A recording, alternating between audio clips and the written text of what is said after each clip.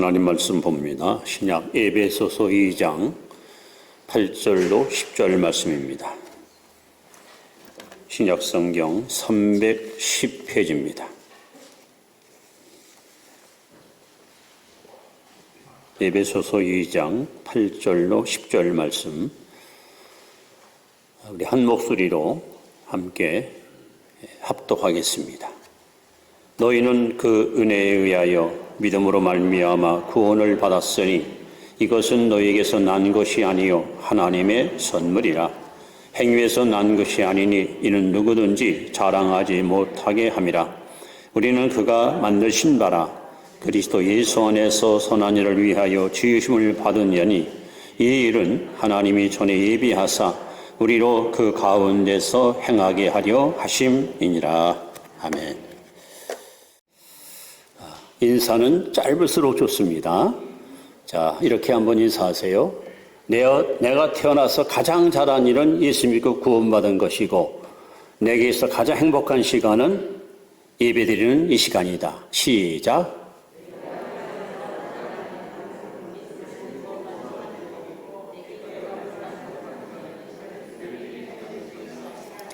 인사는 짧을수록 좋습니다. 샬롬. 어느 호기심 많은 소년이 깊은 산중에 들어갔다가 독수리 알을 하나를 주워왔습니다. 이내 닭장에 가서 암탉 둥지에다가 알을 넣고 얼마 후에 부화를 했는데 병아리와 함께 독수리 알을 깨고 예쁜 독수리 한 마리가 탄생합니다. 독수리는 자기가 독수리인 줄 모릅니다. 친구들과 함께 어미 꽁니를 따라다니면서 열심히 모이를 쪼이고 벌레를 잡아먹으면서 하루하루 건강하고 튼실하게 잘 자라납니다. 그렇게 1개월, 그렇게 2개월 지나면서 이제 발톱도 삐죽하게 뻗어오고 부리도 잘 뻗어오고 날개도 튼튼하게 잘 자라고 어느 날 이제 닭들이 마당에서 모이를 쪼고 있는데 높은 창공에서 독수리 한 마리가 사방을 회폐하다가 갑자기 낙하해요. 마당에서 모이를 쪼는 닭 한 마리를 탁 낚아채고 하늘로 치솟아 날아갑니다. 그 광경을 목격한 이 독수리 새끼가 저 뭐야? 나는 닭이 아니었구나. 나는 독수리구나. 그래서 이 독수리 새끼가 난리를 치고 하늘로 날아갔다는 그런 이야기가 있습니다. 오늘 많은 그리스도인들이 신앙생활하면서 자신이 어떤 존재인지를 모르고 사는 사람이 있습니다. 오늘 에베소 2장 10절에 보시면 우리는 그가 만드신 바라. 이 말은 우리는 그의 걸작품이다. 따라합시다. 나는 하나님의 걸작품이다. 여러분은 졸작품이 아닙니다. 하나님의 걸작품입니다. 믿으시기 바랍니다. 그래서 오늘 저는 여러분에게 종교개혁을 맞이해서 내 개인이 여러분 변화되어야 돼요. 내 심령이 살아야 돼요. 내가 달라져야 돼요. 내 믿음이 견고해지고 내 신앙이 확고해져야 돼요. 그래야 남을 살리고 남에게 영향을 줄 수 있고 남에게 유익을 줄 수 있습니다. 그래서 오늘 여러분의 영적 진짜 모습, 지금 여러분의 외모로 보이는 그 모습이 아니라 영적인 모습을 성경을 어떻게 증언하는가, 성경에서 말씀하는 영적 여러분의 실체를 이 시간 소개하려고 합니다. 그래서 오늘 여러분과 함께 예수 안에서 변화된 신분이라는 제목을 가지고 말씀을 전하는데 첫 번째 여러분의 영적 모습입니다. 첫 번째, 여러분은 바로 새로운 존재입니다. 자, 고린도후서 5장 17절 말씀을 같이 읽습니다. 시작. 그런즉 누구든지 그리스도 안에 있으면 새로운 피조물이라. 이전 것은 지나갔으니 보라 새 것이 되었도다. 자, 이거 보시면은 이전 것이 있고 새 것이 있습니다. 바로 이전 것은 뭐냐? 바로 부모에게 물려받은 몸, 조상에게 물려받은 몸, 아담의 후손으로 살아가는 몸, 이것이 이전 것입니다. 그럼 새 것은 뭐냐? 예수 안에서 거듭난 몸, 예수 안에서 구원받은 사람, 이것이 바로 새 것입니다. 이 땅에 살고 있는 78억의 영혼들은 다 아담의 후손입니다. 아담의 씨를 받고 이 땅에 태어났습니다. 앞으로 태어날 여러분의 후손들도 모두가 다 한결같이 아담의 후손으로 태어납니다. 그 얘기는 로마서 5장 12절에 이러므로 한 사람이 범죄함으로 모든 사람이 죄인 되었다. 아담의 후손이라는 말은 하나님 앞에 죄인이라는 말입니다. 근데 어떻게 우리는 아담의 사람으로 태어나서 예수의 사람이 될 수 있느냐? 성경은 명백하게 해답을 제시합니다. 누구든지, 여기는 성별도 연령도 직업도 필요 없습니다. 누구든지 그리스도 안에 있으면 새로운 피조물이 됩니다. 장로를 참설했던 요한 칼빈은 말합니다. 교회 안에 들어온 사람은 많아도 예수 안에 들어온 사람이 적다는 거예요. 여러분, 교회에 들어온다고 구원이 아닙니다. 예수 안에 들어와야 거기에 완벽한 구원이 보장됩니다. 그리스도 안에 있어야 됩니다. 그래서 예수 밖에 있는 사람이 바로 아담의 후손이고 그리스도 안에 있는 사람이 바로 새 생명을 얻은 예수의 후손입니다. 어떤 분이 배나무를 한 10그루를 묘목을 선물 받아가지고 자기 텃밭에다가 정성껏 심었습니다. 잘 가꿨습니다. 한 3년, 4년 되니까 열매가 맺습니다. 야, 첫 수확이다. 기분 좋다. 배를 따서 먹었는데 영 맛이 이상합니다. 왜 그랬을까요? 돌배나무입니다. 그래서 이분은 아마 내가 농사를 안 져봐서 경험이 부족해서 그런가 보다 해서 이듬해에는 거름을 많이 하고 제때여서 전지도 하고 농약도 치고 그러면서 정성껏 키웠는데 역시 그 가을에 열매를 땄는데 돌배나무입니다. 그렇게 농사를 짓다가 이제 세상을 떠나서 아들이 아버지 대를 이어서 배나무를 키웁니다. 우리 아버지는 경험도 없이 괜히 헛농사만 졌어. 그래서 이 사람은 농과대학을 들어가서 학문을 연구하고 여러 가지 실력을 연마한 후에 정성껏 배나무를 잘 키웠습니다. 가을이 됐습니다. 역시 아버지가 땄던 똑같은 돌배나무를 땄습니다. 그렇게 또 농사 짓다가 자기 아들에게 대를 물렸습니다. 이번엔 손자가 농사를 집니다. 할아버지, 아버지는 혼자 모동을 하시니까 일이 안 된 거야 해서 동업자를 모집합니다. 야, 우리 같이 하자. 같이 협력하면은 좋은 일이 있을 것 아니냐. 그래서 같이 힘을 모아서 열심히 농사를 졌습니다. 그런데 여전히 돌배나무밖에 맺지 않습니까? 여러분, 돌배나무는 아무리 가꿔도 아무리 정성껏 전지하고 걸음을 줘도 돌배나무 열매밖에 맺히지 않습니다. 우리 사람은 아담의 후손이기 때문에 교육을 시키고 교양을 혹은 윤리, 도덕, 호등을 가르쳐도 죄의 열매밖에 맺히지 못하는 불행한 운명의 주인공이 우리 인간입니다. 이 돌배나무가 참배나무 열리는 비결이 뭘까요? 잘 가꾸면 됩니까?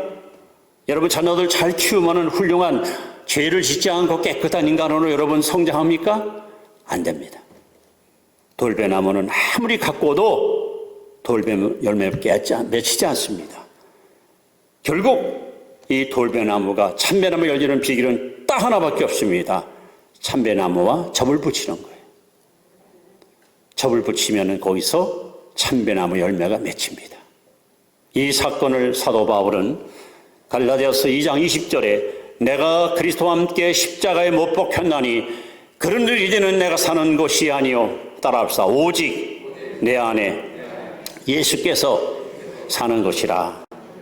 베드로 사도는 베드로전서 2장 24절에 친히 나무에 달리사 그 몸으로 우리 죄를 담당하셨으니 이는 우리로 죄에 대하여 죽고 의에 대하여 살게 하려 하심이라. 여러분, 죄가 죽고 의가 살아요. 나는 죽고 예수가 살아야 우리는 참배나무를 맺을 수가 있습니다. 이것을 성경은 이렇게 증언합니다. 누구든지 그리스도 안에 있으면 새로운 피조물이라. 이전 것은 지나갔으니 보라 새 것이 되었도다. 여러분, 예수 안에 들어오면 새로운 피조물, 새로운 존재가 되는 거예요. 여러분은 분명히 구원받았습니다. 여러분은 분명히 거듭나셨습니다. 그러면 여러분들은 바로 새로운 존재야. 성경은 이런 사람을 가르쳐서 바로 하나님의 걸작품이라고. 다시 한번 여러분 옆에 인사하세요. 하나님의 걸작품인 것을 축하드립니다 하면서.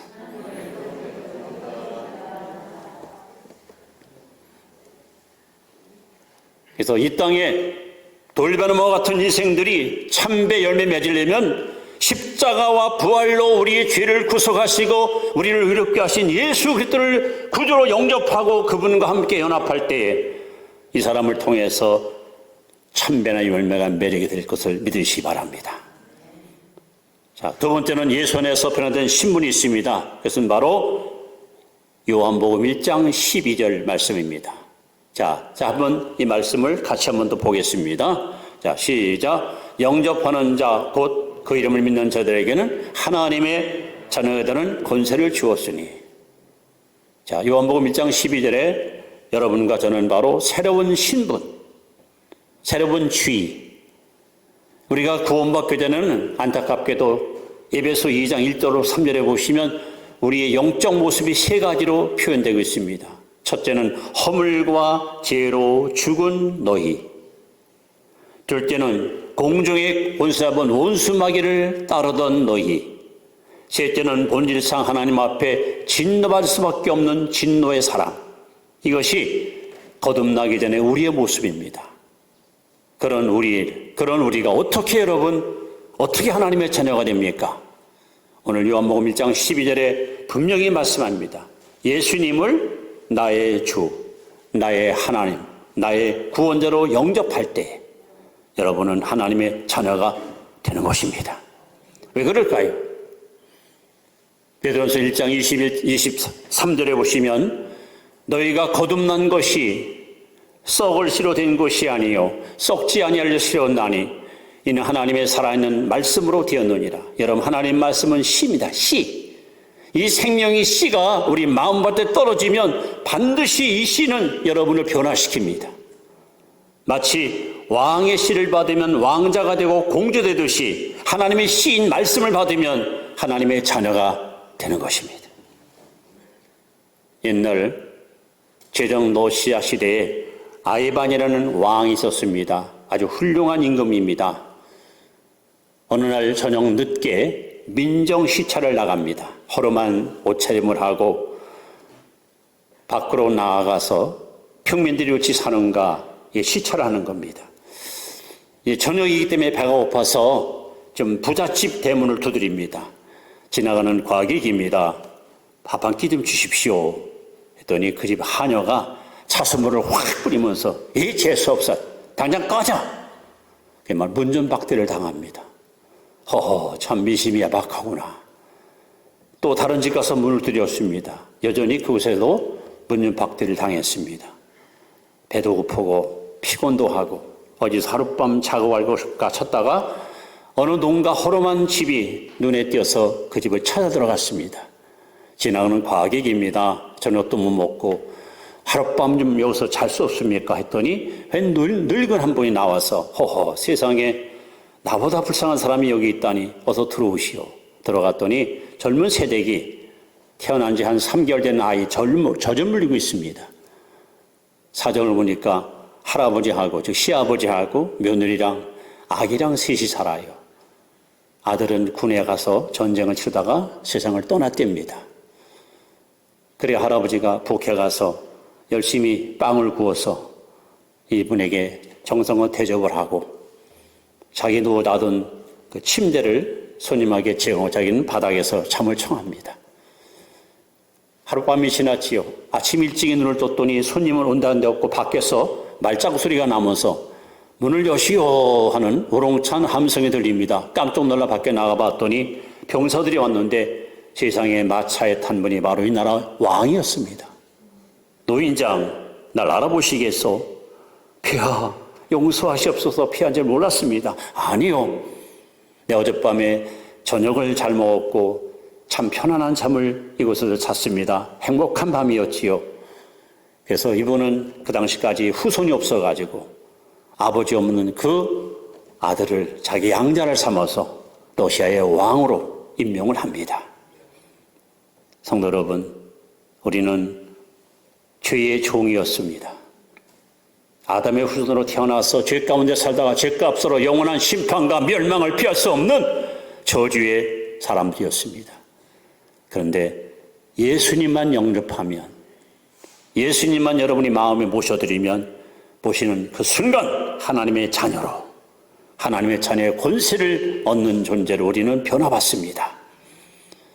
그러니 여러분, 예수 믿으면 이렇게 거지 같은 인간이, 별볼일 없는 타락한 존재가 하루아침에 하나님의 자녀가 되고 하나님의 거룩한 백성으로 거듭난다는 것이 얼마나 큰 축복입니까?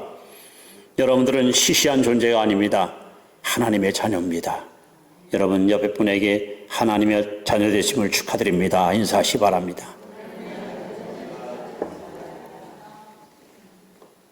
자, 세 번째, 우리는 예수 안에서 어떤 변화를 받았을까요? 세 번째입니다. 세 번째는 바로 새로운 국적을 우리는 얻었습니다. 새로운 국적. 우리는 분명히 대한민국 국민이에요.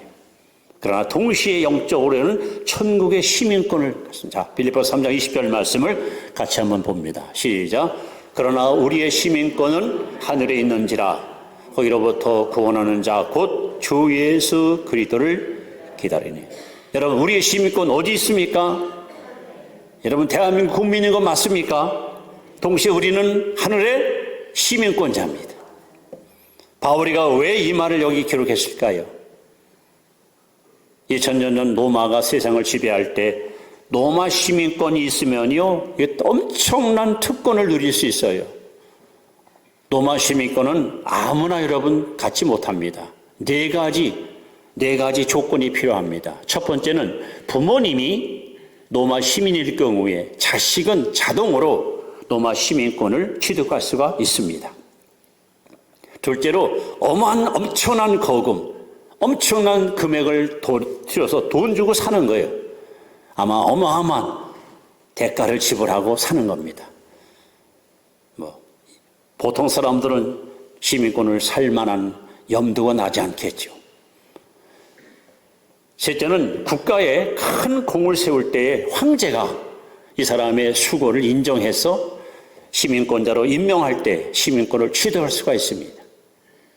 넷째는 자원 입대해서 25년 동안 로마를 위해서 군사로서 복무를 다 마치고 나면 시민권을 부여해 주게 합니다. 이 네 가지 방법을 가지고 로마 시민권을 얻을 수가 있습니다. 그런데 사도 바울은 날 때부터 시민권을 갖고 있었습니다. 얼마나 여러분 영광스러운 모습입니까? 자, 로마 시민권을 수지한 자들은요, 특권이 있습니다. 어떤 특권이 있는가? 적법한 이유 없이 구금이나 고문을 받지 못합니다. 그런데 바울은 수없이 구타를 당하고 감옥에 잡혀가고 매를 맞았습니다. 뿐만 아니라 범죄를 저지를 때 법에 따라서 변호사를 선임할 수 있고, 그리고 재판을 요구할 가능성을 시민권자는 갖고 있습니다. 더 나아가서 정부가 발급하는 여권을 소지할 경우에 여러 나라 어디든지 로마 정부가 손길이 미치는 곳에 여행할 수 있고, 여행지 가는 곳마다 보호를 받을 수 있는, 이것이 시민권자가 누리는 특권입니다. 또 정부가 제공하는 생활보호 및 각종 복지 서비스를 받을 수 있는 것이 시민권자의 또 하나의 특권입니다. 그리고 로마 시민권을 수주한 사람들은 직접 내는 세금을 면제받습니다. 그러니까 로마 시민권을 갖고 있으면요, 진짜 큰 소리 치는 거예요. 야, 나는 시민권을 갖고 있다, 시민권을 얻었다. 지금 많은 나라 젊은이들이 코리아 드럼을 꿈꾸면서 한국의 그 시민권을 얻으려고 시험을 치고 노력하는 사람이 굉장히 많습니다. 그래서 한국 그 국적을 많이 취득하거나 시민권을 갖게 되면 자국에 가서 막 자랑하고 대한민국 시민권 낸 거에 대해서 굉장히 막 큰 소리 치는 이만큼 우리 국격이 높아진 시대에 우리는 살아갑니다. 과거 우리 한국 사람들이 미국 시민권을 얻게 되면은 정말 어디 가서 당당하게 자랑했던 것처럼. 근데 사도 바울은 이렇게 남은서부터 시민권을 갖고 있지만 그것과 하늘의 시민권을 비교해 보는 거예요. 여러분, 어찌 로마 시민권과 천국 시민권을 비교할 수 있습니까? 여러분과 저는 이 땅에서 대한민국 국민으로서의 당연한 권리와 의무를 누리고 살지만 더 중요한 것은 하나님의 자녀가 되고 천국 시민권자가 되어 하나님의 보호를 받고 하나님의 인도를 받고 하나님의 이끄심을 받는 그런 특권을 누리겠다는 사실 앞에 여러분은 정말 기죽지 마시고 당당하고 감사하며 인생을 멋지게 살아갈 수 있기를 바랍니다. 여러분들은 바로 천국의 시민권을 소유한 천국의 국적을 취득한 영광스러운 하나님의 자녀들입니다. 네 번째, 예수 안에서 우리는 어떤 신분을 얻었을까요? 네 번째는 바로 새로운 생명을 우리는 얻었습니다.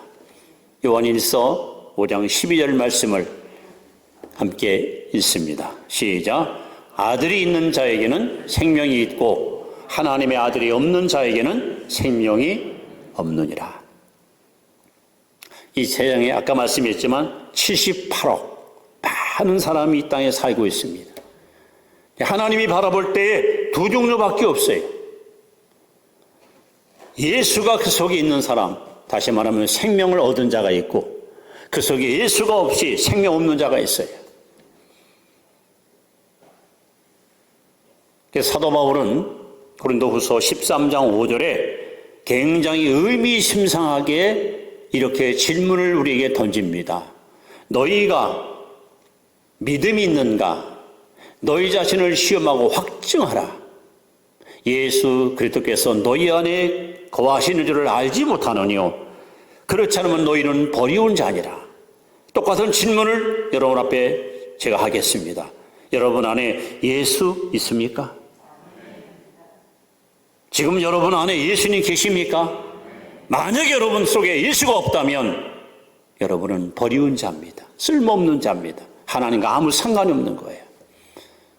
하나님 보실 때에 예수를 마음에 모시고 있는 사람은 생명이 있는, 생명 얻은 사람이고 그 속에 예수 없으면 이 사람은 영적으로 죽은 사람입니다. 여기서 말하는 생명은 흔히 우리가 말하는 오래 살고 건강하게 사는 그런 차원이 아니라 예수 안에 있는 생명을 말합니다. 예수 안에 생명은 어떤 생명입니까? 요한복음 11장 25절에 예수께서 말씀합니다. 나는 부활이요 생명이니 나를 믿는 자는 죽어도 살겠고 무릇 살아서 나를 믿는 자는 영원히 죽지 아니하리라. 그 생명의 주인 되시는 예수님을 불법자들이 십자가에 매달려 죽이고 무덤에다가 가둬놨지만 어떻게 됐습니까? 무덤을 깨트리고 사망과 음문서를 갖다 무너뜨리고 예수님은 부활하셨습니다. 왜? 생명이 바로 사망을 이긴 겁니다. 아마 1975년도인가요? 이집트 피라미드 있잖아요. 피라미드를 발굴하다가 검은 콩 한 그릇을 거기서 발견했습니다. 3,500년 된 콩이에요. 콩. 이 콩을 과학자들이 갖다가 땅에 심었더니 놀랍게도 싹이 났습니다. 왜 그럴까요? 이 콩 속에 생명이기 때문에요. 여러분, 금이건 은이건 보석이건 땅에 묻어봐야 싹이 나지 않습니다. 그러나 콩은 생명이 있으니까 묻었더니 싹이 나왔어요. 예수님은 생명입니다. 그 예수를 사람들이 무덤에다가 가둬놨지만 무덤을 깨트리고 부활하셨습니다. 바로 여러분 예수를 모시면 여러분 속에도 예수님과 똑같은 생명이 우리 안에 들어와서 그럼 어떤 일이 벌어집니까? 여러분이 만약에 이 땅에서 내 인생이 마감이 되고 나면 우리는 둘째 사망, 즉 음부의 어떤 세력 앞에 해당되지 않는 그런 은총을 입을 수가 있고 만약에 살아서 주님을 맞이한다고 하면 여러분 안에 계신 그 생명 때문에 주님이 저 공중에 재림할 때에 재림나팔 소리가 울려 퍼지는 날 여러분은 호련히 변화돼서 공적으로 들림받는 놀라운 축복을 누리게 될 것입니다. 왜 그럴까요? 우리는 생명이 바로 여러분들을 그렇게 살려서 천국으로 이끄는 능력을 우리에게 보여주는 겁니다. 자, 여러분, 우리는 영적으로 예수 안에서 어떠한 존재로 변화받았나요? 오늘 본문에 보시면은 첫째는 새로운 존재, 즉 하나님의 걸작품으로 우리는 변화받았습니다. 둘째, 우리는 새로운 지위, 즉 하나님의 자녀가 되었습니다. 셋째, 우리는 새로운 국적, 우리는 대한민국 국민과 동시에 천국 시민권을 소유하게 되었습니다. 넷째, 우리는 새로운 생명, 죽음을 이기고 사망을 이긴 부활의 생명, 이 생명을 우리가 소유하게 되었습니다. 이 사실을 여러분들이 의심 없이 믿고 확신하게 되면 우리는 기죽고 위축되고 그리고 처진 인생 살 필요가 없어요. 당당하게 용기를 갖고 기백을 누리며 멋진 인생을 살아가야 되는 것입니다. 자, 그렇다면 여러분, 말씀을 마무리하면서 결론적으로 중요한 교훈을 우리 에베소 5장 8절 9절 말씀을 통해서 이제 증거를 합니다. 함께 읽습니다. 시작. 너희가 전에는 어둠이더니 이제는 주 안에서 빛이라. 빛의 자녀들처럼 행하라. 그러면서 빛의 열매는 모든 착함과 의로움과 진실함에 있느니라. 너희가 전에는 어둠이더니, 여러분 구원받기 전에, 예수 안에 들어오기 전에, 거듭나기 전에 우리는 어둠의 자식이었습니다. 어둠의 자식. 어디서 와서 무엇 때문에 살며 어디로 가는지 모르고 살았어. 근데 이제는 예수 안에서 우리는 빛의 자녀가 되었어요. 여러분, 빛이 있으니까 사물을 볼 수 있잖아요. 내 가는 길이 보여요. 내 가는 방향이 여러분 뚜렷이 보이는 거예요. 우리는 빛의 자녀입니다. 전에는 어둠의 자식이었지만 이제는 주 안에서 빛입니다. 그리고 빛의 자녀에게는 반드시 착하고 의롭고 진실한 열매가 맺습니다. 이것은 내 노력으로 얻는 것이 아닙니다. 우리가 예수 안에 붙어 있으면 예수로 말미암아 착하고 의롭고 진실한 열매를 자연스럽게 맺습니다. 마치 포도나무 가지가 원줄기에 붙어 있으면 잎이 나고 열매 맺듯이 여러분이 그리스도 안에 붙어 있으면 이 좋은 열매를 맺음으로 하나님께 영광을 돌리게 되는 것입니다. 여러분, 다시 한번 외치십시오. 나는 하나님의 걸작품이다. 시작. 여러분, 하나님의 졸작품이 아니고 뭡니까? 걸작품입니다. 그리고 오늘 주신 말씀 다시 한번 가슴에 새기십시오. 나는 새로운 피조물이다. 새로운 존재가 되었습니다. 나는 새로운 신분을 갖고 있다. 여러분, 하나님의 자녀입니다. 나는 새로운 국적을 취득했다. 여러분, 천국 시민권자입니다. 나는 새로운 생명 얻었다. 여러분이 이제 죽음을 이긴 부활의 생명을 가지고 사망을 비웃으며 우리는 승리로운 삶을 살아갈 수가 있습니다. 이 진리를 깨달은 사도 바울은 고린도서 15장 55절에 이렇게 외칩니다. 사망아, 내가 이기는 것이 어딨느냐? 사망아, 내가 쏘는 것이 어딨느냐? 사망에 쏘는 것은 죄의 증목은 율법이라면서 우리 주 예수 그리스도로 말미암아 우리가 넉넉히 이기느냐 하고, 여러분, 세상에 죽음을 비우는 사람이 누가 있습니까? 아니, 사망을 꾸짖을 사람이 누가 있습니까? 사람들은 누구든지 죽음 앞에 두려워하고 떨고 겁을 먹는데, 그런데 바울은 오늘 주신 말씀대로 새롭게 변화받은 바울은 사망을 비웃고 사망을 꾸짖으면서 얼마나 당당하게 멋진 믿음의 길을 걸어갔습니까? 그리고 그는 마지막 죽음 직전에 그렇게 고백합니다. 내가 선한 싸움을 다 싸우고 달려갈 길을 마치고 믿음을 지켰으니 이제 후로는 나를 위해서 의의 멸류관이 예비되어 있다네. 오늘 여러분들도 바울과 같은 믿음을 가지고 인생을 멋지게 사시다가 마지막 운명에 닿는 날 내가 선한 싸움을 다 싸웠다. 달려갈 길을 마치고 믿음을 지켰다. 이제 이후로 하나님으로부터 난 멸류관 쓸 것이다. 이런 기대감과 이런 희망을 가지고 여러분 남은 여생을 날마다 믿음으로 승리하는 삶을 살아가기를 주의 이름으로 축원드립니다. 기도합니다.